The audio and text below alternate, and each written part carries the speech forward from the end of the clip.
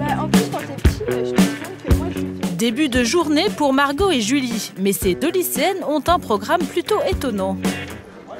Donc on a le courrier à s'occuper, on a l'étiquetage des bouquins. Je vais m'occuper de la cafette, je vais la nettoyer. Courrier, étiquetage, nettoyage, des matières plutôt originales car nous ne sommes pas dans un lycée classique. Julie et Margot sont élèves au lycée autogéré de Paris. On peut commencer à balayer si tu veux, oui. Ici, ce sont les élèves et les professeurs qui s'occupent de l'intendance et même du ménage.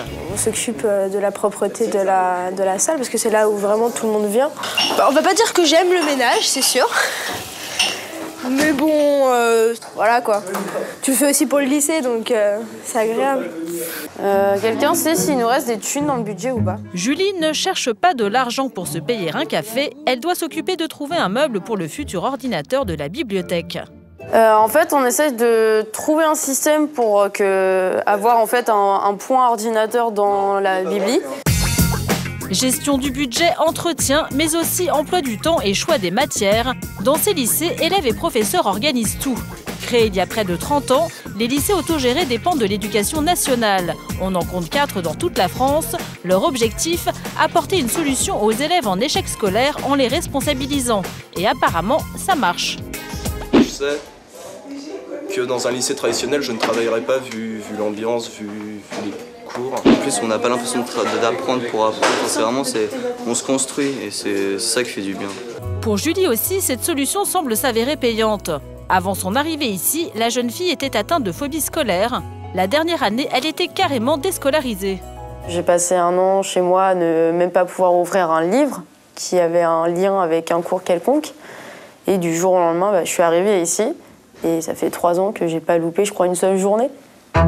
Car ici, on peut se créer son propre programme. Julie a supprimé de son emploi du temps une grande partie des cours traditionnels qui l'angoissent encore. À la place, elle a choisi des matières artistiques. Donc ça, c'est mon emploi du temps que je devrais avoir de terminale. Sauf que, en fait, j'ai réécrit au crayon papier tous les cours que j'ai. Par exemple, le lundi matin, Julie a remplacé la philo par l'art plastique et l'anglais par un cours de vidéo théorique. Mais tous les élèves ne font pas comme Julie. Ici, on peut suivre le même programme que dans un lycée classique. La différence, c'est qu'il n'y a pas d'obligation d'assister aux cours. L'idée est toujours de responsabiliser les élèves. C'est presque les mêmes temps d'enseignement, de cours, hein, on peut appeler simplement des cours, dans toutes les matières. Ils ont en plus des heures de participation à la gestion. Chaque personne est responsable de ses actes.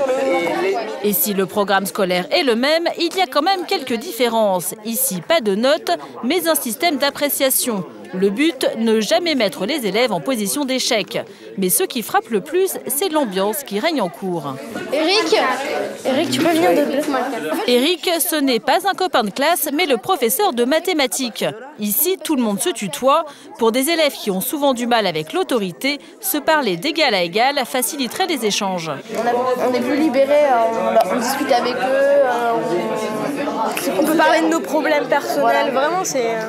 Margot, 17 ans, triple actuellement sa seconde. Après 2 redoublements, les portes des lycées classiques lui étaient fermées. Il a fallu trouver une solution alternative. Salut. Pour elle, le lycée autogéré s'est avéré une révélation. Elle garde un très mauvais souvenir de son ancien lycée.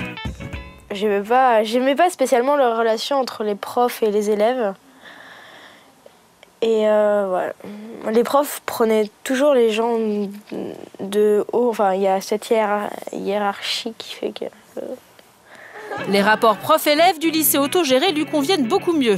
Pour son père aussi, il y a une vraie différence. Elle va travailler avec de la joie et du bonheur. Et ça, c'est très important.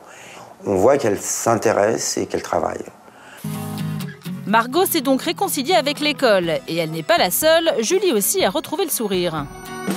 Ça va? Bonne journée ou pas? Crevante. Flavien et Julie se connaissent depuis le collège. Le jeune homme n'en revient pas de voir son ami aussi épanoui. C'est clair que t'es différent d'avant quand même. Enfin, t'es revenu comme en 3e. C'est-à-dire tu joies de vivre, souriante tout le temps. Si Flavien est aussi enthousiaste, c'est qu'il a été le confident de Julie quand sa phobie scolaire était au plus fort. Elle m'a parlé de sa phobie scolaire en seconde, donc c'était en 2007. Et en fait, au début, je me rendais pas trop compte que c'était quand j'avais commencé à avoir des idées noires, en fait. Ça commençait à me faire peur, en fait. En intégrant le lycée autogéré, Julie a réussi à surmonter ses angoisses. Un système qui fait donc ses preuves sur certains élèves. Seule ombre au tableau, un taux de réussite au bac très faible, à peine 30% contre une moyenne nationale de plus de 87%. Mais alors, pourquoi choisir ce type d'éducation ? Sophie Tarlet, journaliste spécialisée, nous répond.